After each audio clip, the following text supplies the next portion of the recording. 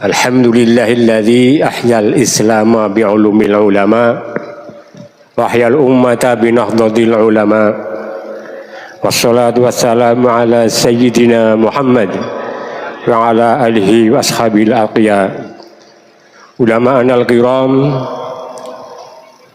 yang saya hormati dan saya muliakan, Al-Akhas Romo Kiai Haji Wahid Mahfuz beserta zuriyahnya, Al-Akhas Bapak Bupati Kebumen Haji Arif Sugianto SH MH, niki agemane anak gambare NU Pak.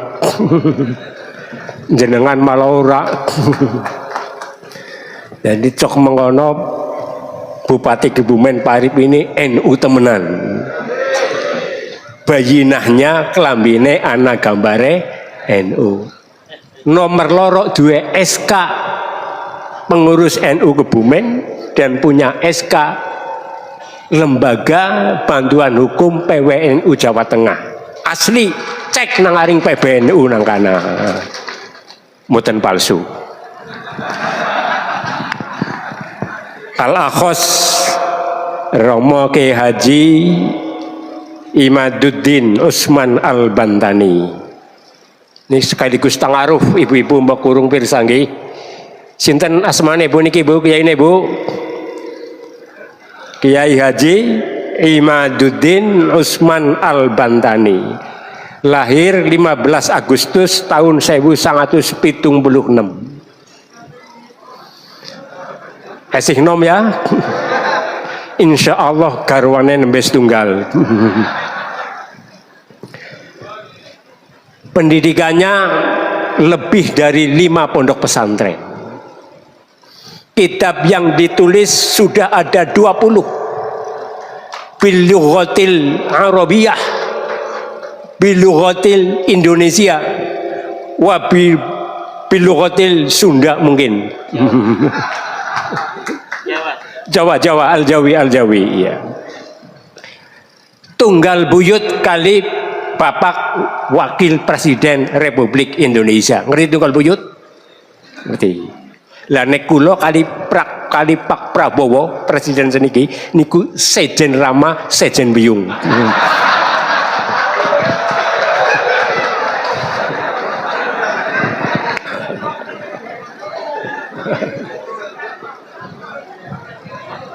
Tadi yang disampaikan oleh Romo Kiai Wahid, ngaji malam ini temanya 2. 1 hubbun Nabi, hubbur Rasul, wa dzurriyyatih. Dan yang kedua hubbul wadon. Sing buri elinge hubbul wadon.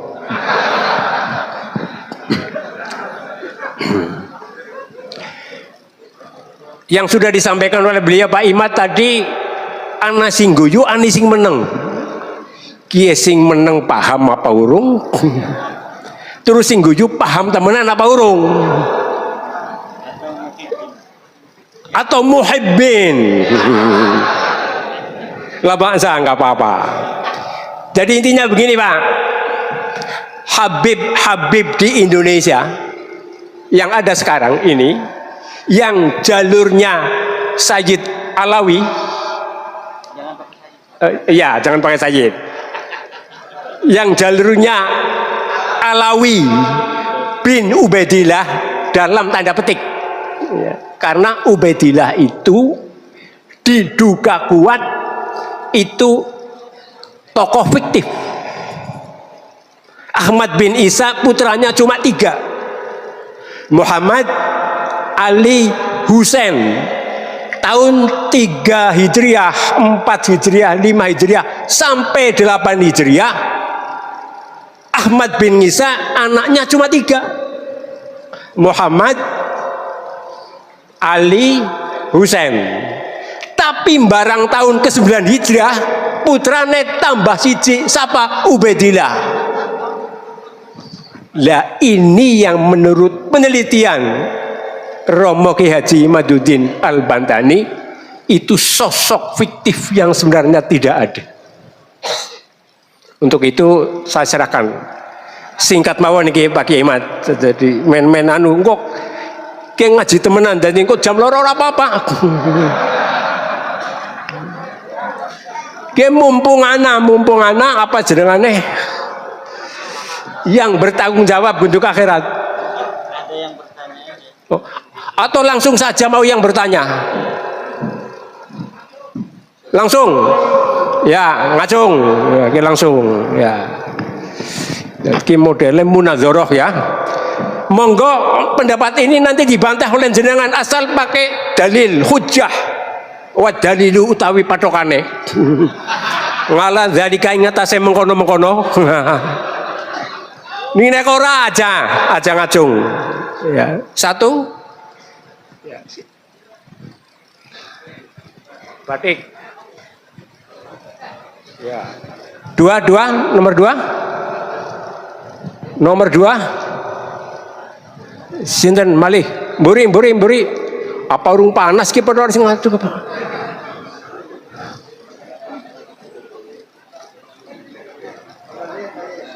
Apa? Oh, Bapak. Ya. Assalamualaikum warahmatullahi wabarakatuh. Sebentar dulu, manut saya dulu, jangan. Saya moderatornya harus manut dengan saya.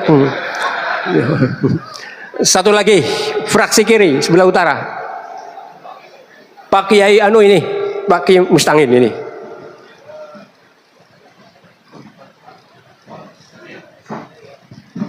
Oke, persilakan Mas. Ya, nama sebutkan. Jadi kita happy saja ya, nggak usah marah-marah, nggak usah gitu ya. Kita ilmu. Oh, katanya marah-marah nggak apa-apa. Assalamualaikum warahmatullahi wabarakatuh. Waalaikumsalam. Monggo, nggih. Nyuwun pamunten, saya perkenalkan, saya nama Syaifullah. Saya termasuk pengurus ranting NU Desa dan termasuk muhibin dari ya. Bapak Kiai Imaduddin. Enggak, maksudnya ranting NU mana, kecamatan mana gitu loh. Ranting NU Candi Bulan. Adi Mulyo. Oh. Iya, nggih. Saya termasuk muhibin dari Bapak Kiai Imaduddin Al-Bantani. Dan selalu saya ikut berkomentar dalam misalnya YouTube ataupun ulasan-ulasan dari Bapak Kiai Imaduddin. Setelah saya amati sampai sekarang, ini kayaknya NU ini terbelah, Pak. NU terbelah. Karena saya lihat termasuk Sido Kiri, terus lagi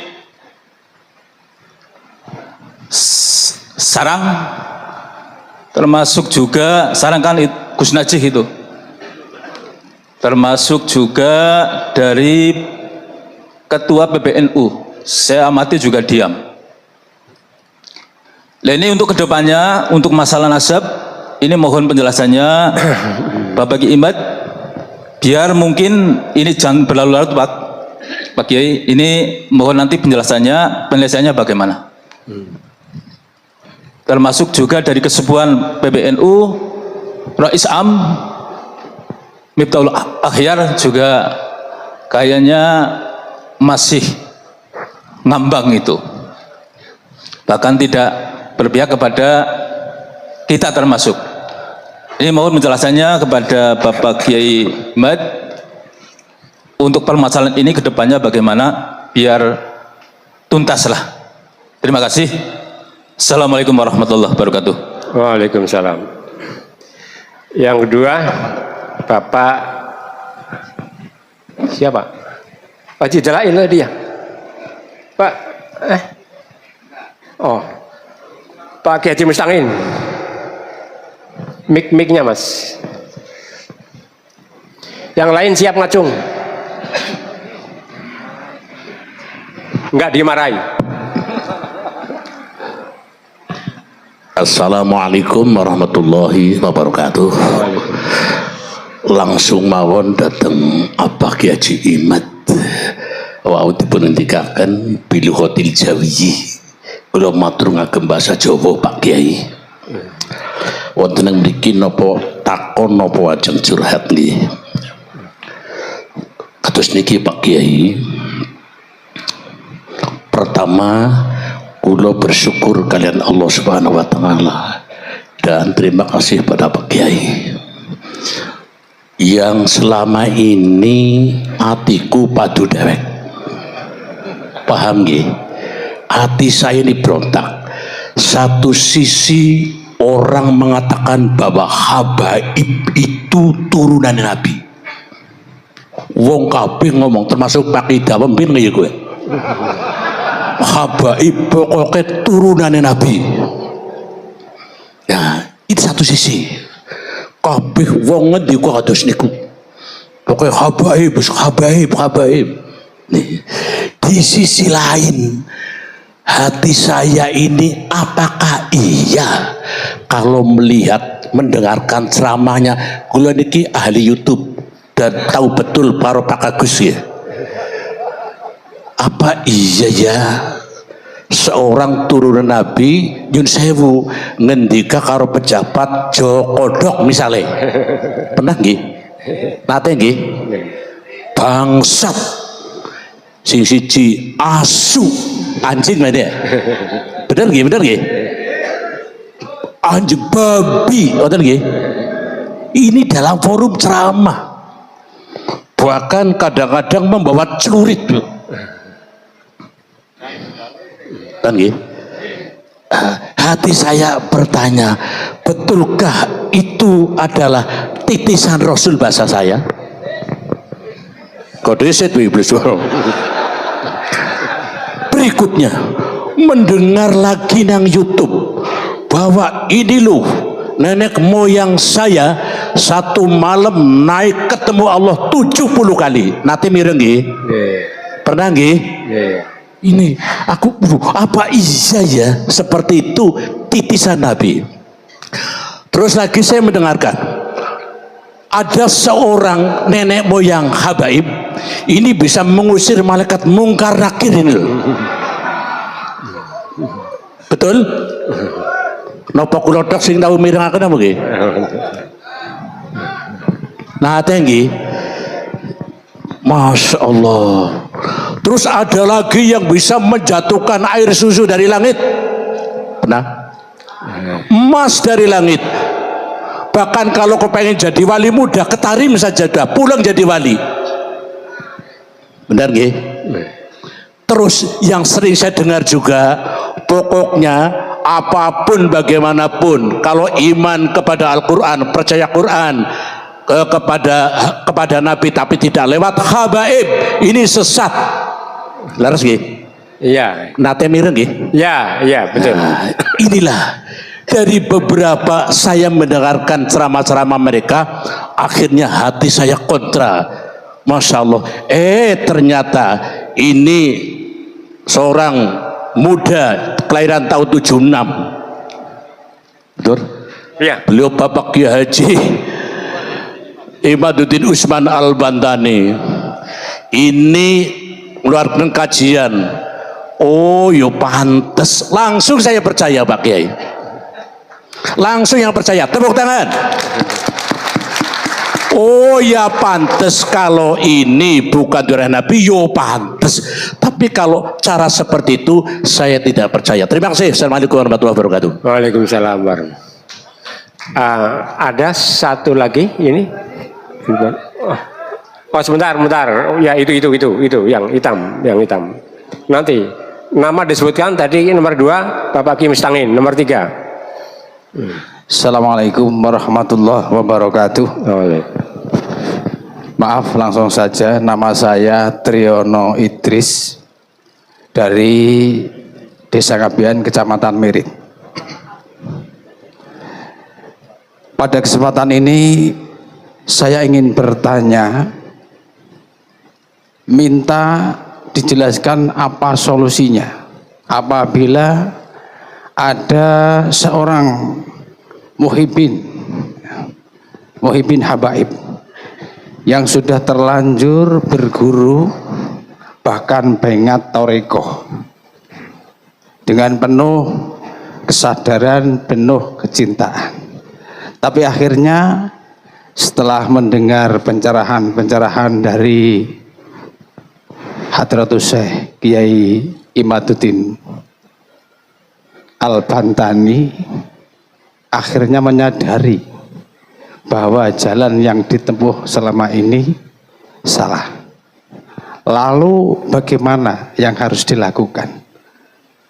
Karena sudah terlanjur berguru kepada seorang guru minal habaib, bahkan sudah dipengat, otomatis di dalam hatinya takut nanti ilmunya tidak manfaat, takut kualat, takut su'ul khotimah, dan lain sebagainya. Demikian pertanyaan dari saya. Assalamualaikum warahmatullahi wabarakatuh. Waalaikumsalam. Sementara 3 dulu nggih, mangke dipun terasakan. Ini termin pertama ada 3, yang satu Bapak Saifullah dari Candi Wulan Adimulyo, pengurus ranting NU. Asli ya? Ada SK-nya? Ada. Tentang apa namanya tadi, solusinya, karena tadi banyak itu DPP, NU, pondok-pondok, ada yang mungkin dalam tanda petik menurut saya, ada yang masih apa namanya husnuzon itu ya. Terus yang kedua dari Pak Kiai Mustangin tadi, jadi antara perbuatan dan pengakuan tidak simetris, tidak koheren ya. Terus yang ketiga ini kaitannya dari mana tadi? Mas Triono dari Ambal, Ngambal. Oh, mirip.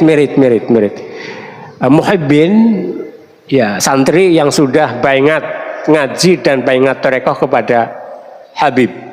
Ini solusinya bagaimana? Monggo Kiai.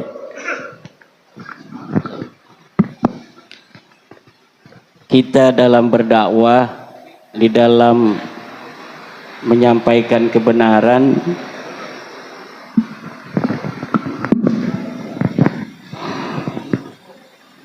itu jangan ingin cepat-cepat selesai.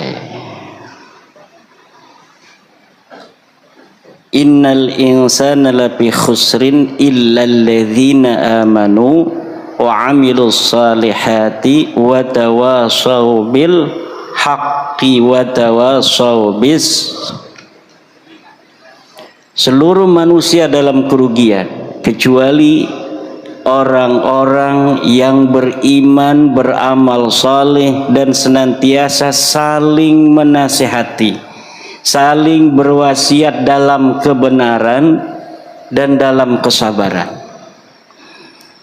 Nabi Muhammad itu 23 tahun yang punya Jibril 23 tahun. Saya punyanya cuma PWI. Ngopi melulu. Yang punyanya malaikat yang gak ngopi gak tidur 23 tahun itu baru al-yauma akmaltu lakum dinakum wa atmamtu alaikum ni'mati wa raditu lakumul islama dina. Ini baru 2 tahun, masih 21 tahun lagi. Kalau kita melihat perjuangan Nabi, siapa yang pertama pecah? Keluarga Nabi dulu. Abu Lahab dengan Hamzah. Hamzah masuk Islam, Abu Lahab tidak masuk Islam. Ada yang tengah-tengah, Abu Thalib. Mirip sekarang juga. Ada yang langsung gagah perkasa kayak Hamzah, Muhammad benar. Betul? Ada yang kayak Abu Lahab, salah. Sesat itu Muhammad, Khawarij. Ada yang ke Abu Thalib ke sana. Guys, ulah, jangan mau nyakitin hadapin saya. Kan ada yang begitu. Kan ada orang tua kita ngomong itu, yang pendukungnya Kiai Imad jangan mencaci Habaib, caci saya. Pendukung Habib jangan caci Kiai Imad, caci saya. Pendukung Kiai Imad jangan caci Habib, caci saya. Itu Abu Thalib tuh. Abu Thalib. Kenapa?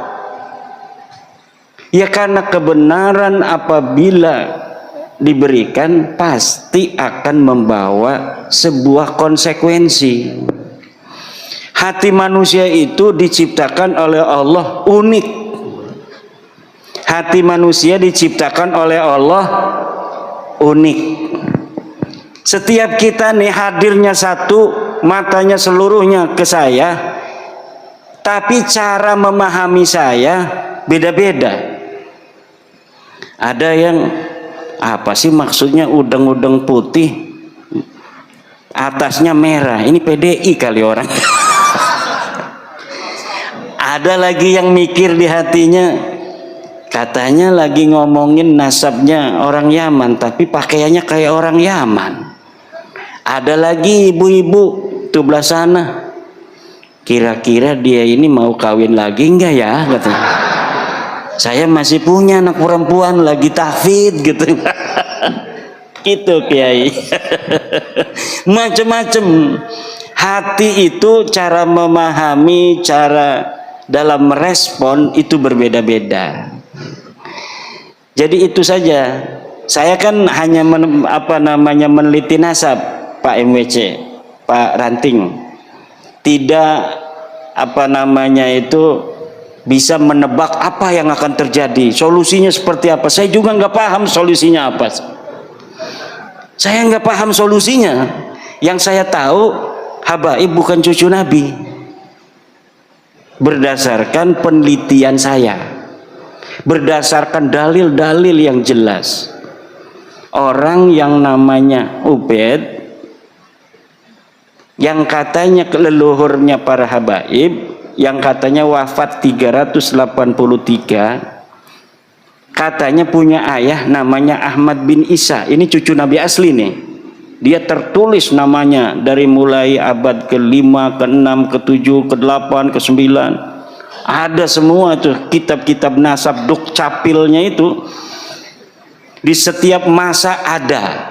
Ditulis Ahmad bin Isa, anaknya Muhammad An-Naqib, anaknya Ali Al-Uraidi, anaknya Ja'far Shadiq, anaknya Muhammad Al-Baqir, anaknya Ali Zainal Abidin, anaknya Husain, anaknya Siti Fatimah Az-Zahra, anaknya Nabi Muhammad. Semuanya ditulis itu. Sahih. Ahmad bin Isa ini adalah cucu baginda Nabi besar Muhammad sallallahu alaihi wasallam. Nah, ini yang wafatnya ini 345 Ahmad bin Isa, yang di kitab-kitab itu ada dicatat anaknya cuma 3. Satu namanya Muhammad, kedua namanya Ali, ketiga namanya Husain. Jadi namanya 3. Dari mulai abad di mana dia hidup, kemudian kitab-kitab banyak dicatat, ditulis, semuanya ngomongnya begitu. Tidak ada yang mengatakan punya anak namanya Ubaid. Baru di abad 9 ada kiai namanya Ali As-Sakron.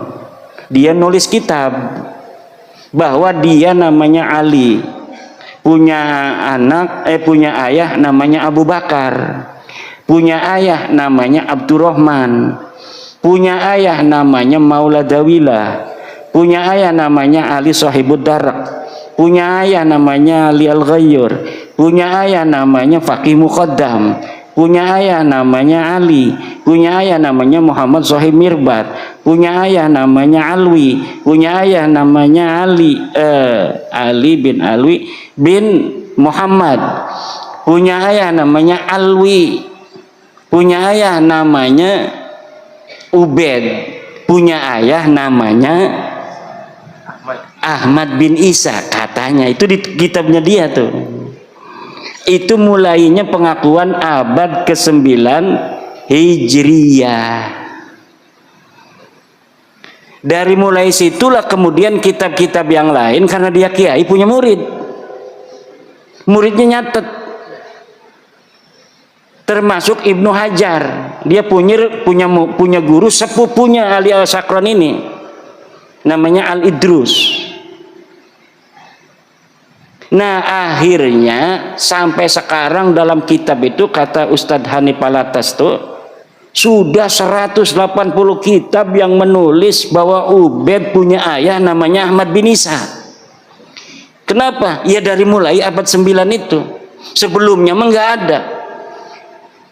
Dia tidak tahu kalau sebelumnya orang Irak, orang Iran sudah bikin kitab. Orang namanya Ahmad bin Isa ini aslinya orang Madinah. Dia cucu Nabi itu banyaknya dari kota Madinah.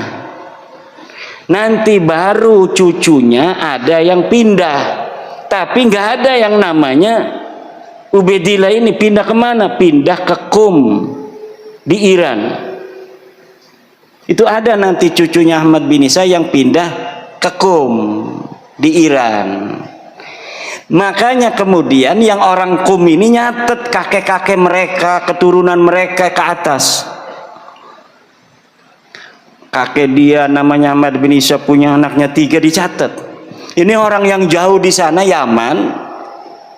Pada abad selanjutnya 550 tahun kemudian, karena zaman dulu itu nggak kayak zaman sekarang, ada YouTube, ada internet, dia nggak pernah ke sana, nggak pernah lihat kitabnya, jadi nggak tahu kalau di sana banyak kitab yang sudah mencatat nama-nama ini.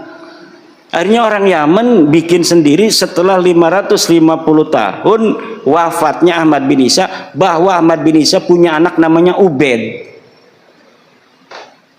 Ini yang kemudian kita teliti, karena sekarang kitabnya udah lengkap semua tuh di internet. Beli di pasar Kebumen kitabnya, apa namanya, kitab-kitab nasab, nggak bakal ketemu. Karena apa? Nggak penting bagi santri. Ngapain kita bin begitu, apa untungnya kan? Tapi kalau untuk apa namanya peneliti penting. Makanya saya mah langsung mesen, habis 3 jutaan kitab aslinya. Jadi PDF-nya punya, kitab aslinya pun punya. Kita beli dari luar negeri. Awalnya waktu pertama nulis saya hanya pakai PDF dari internet, banyak, semua kitab ada itu. Kita bisa masuk ke apa namanya Leiden lewat internet. Saya pernah ke Leiden di Belanda, ternyata informasi yang ada di apa namanya di perpustakaan Leiden itu bisa diakses di internet. Akhirnya saya hanya mengakses dari internet aja. Kalau bapak-bapak pengen baca surat-surat Utsman bin Yahya kepada Snohgronje, lihat aja tuh, masuk ke perpustakaan Universitas Leiden di internet, klik, yang penting bisa bahasa Inggris, kalau nggak bisa pakai translate, kemudian cari manuskrip tentang Utsman bin Yahya, keluar semua itu bagaimana surat-suratnya kepada Snohgronje. Wahai tuanku yang mulia Snohgronje, kalau ketemu dengan gubernur jenderal, tolong sebut nama saya agar saya nanti akan diperhitungkan oleh gubernur jenderal. Begitu ada itu yang seperti itu dalam bahasa Arab. Karena apa? Orang Belandanya namanya Snohgronje ini pinter bahasa Arab.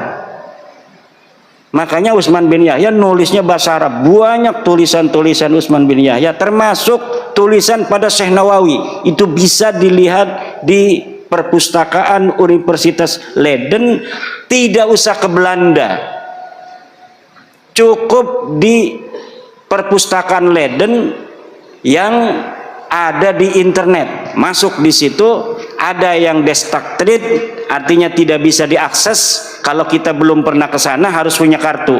Kalau saya punya kartunya Universitas Leiden itu, Jadi saya karena pernah ke sana, saya daftar di sana sebagai anggota daripada perpustakaan Leiden, akhirnya saya bisa mengakses seluruh apa yang ada di internet itu.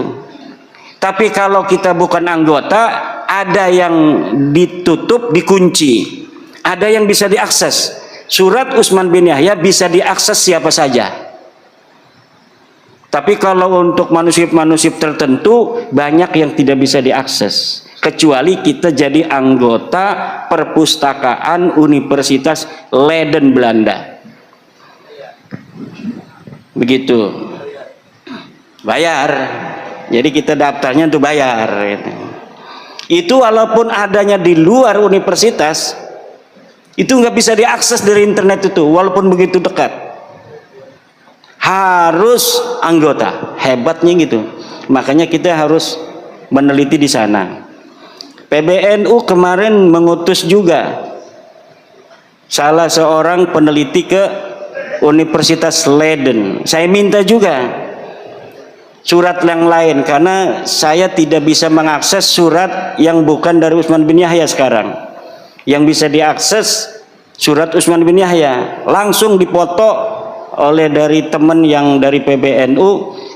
Selain Utsman bin Yahya, ternyata juga membuat doa untuk Ratu Wilhelmina, namanya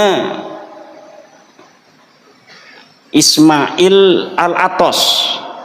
Itu bikin surat, bikin doa untuk Ratu Wilhelmina. Sama saja. Nah, tetapi para hadirin, kembali ke pertanyaan ya. Saya ini sebenarnya karena tadi digocok-gocok di mobil, jadi mobilnya pakai patwal. Coba dari Pasuruan ke sini, di sana pakai patwal, di sini pakai patwal. Nggak bisa istirahat, 140 terus. Loh, ngak gitu. Jadi masih rada puyeng karena mobilnya nggak bisa berhenti, mau apa nggak bisa kan, pakai polisi, masa kita yang berhenti polisinya jalan kan.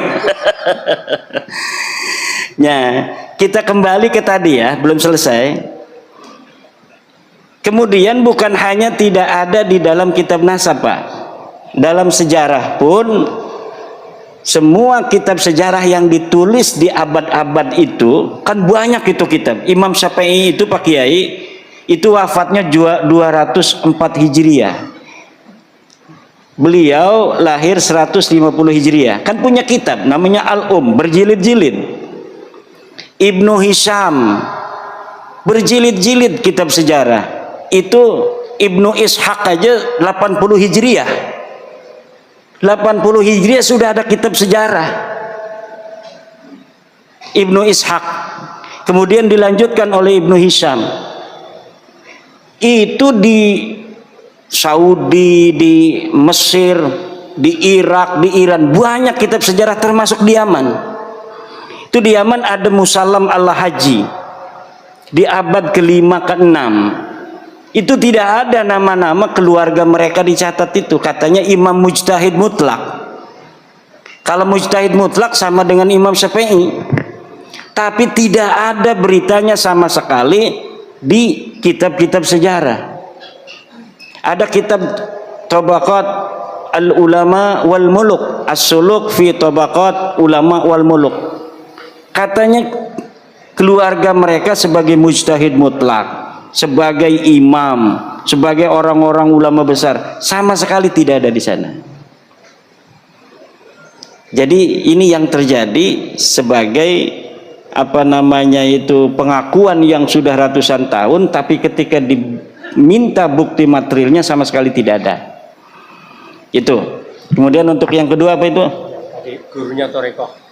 Nah, kalau masalah Thariqah udah yang jelas saja, Thariqah Khalidiyah Naksabandiyah. Gurunya yang jelas silsilahnya.